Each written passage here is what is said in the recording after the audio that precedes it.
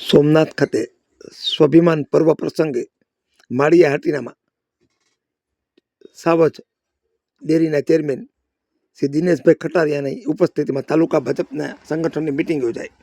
આગામી તારીખ 11/1/2026ના રોજ દેશના યશસ્વી વડાપ્રધાન શ્રી નરેન્દ્રભાઈ મોદી સાહેબ સોમનાથ ખાતે સોમનાથ સ્વાભિમાન પર્વ પ્રસંગે પધારવાના હોય, જેના ભાગરૂપે માળિયા હાટીના ખાતે સાવજ જૂનાગઢ જિલ્લા દૂધ ઉત્પાદક સંઘના ચેરમેન શ્રી દિનેશભાઈ ખટારિયાની ઉપસ્થિતિમાં માળિયા હાટીના ભાજપના સર્વે સંગઠનના હોદ્દેદારો, પદાધિકારીઓ તથા સર્વે કાર્યકર્તાઓની એક બેઠક મળી હતી અને વિવિધ કાર્યક્રમો અંગે જરૂરી ચર્ચાઓ કરી સોમનાથ ખાતે સ્વાભિમાન પર્વની ઉજવણીમાં પધારવા તમામ કાર્યકરોને દિનેશભાઈ ખટારિયાએ ભાવભર્યું આમંત્રણ આપ્યું હતું।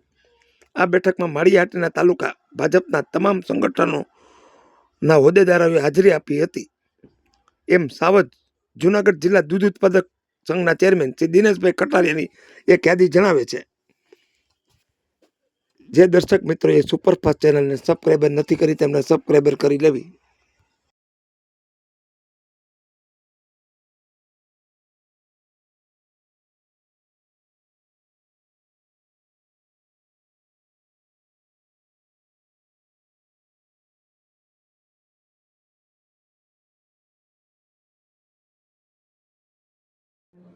ભાઈ શ્રી રાજુભાઈ સહિતના અગ્રણીઓ મંચસ્થ થઈ ચૂક્યા છે અને આપણે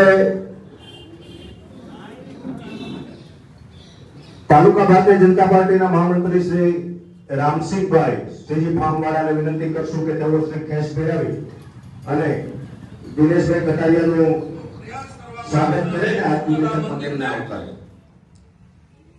તોડી પાડવામાં આવ્યું।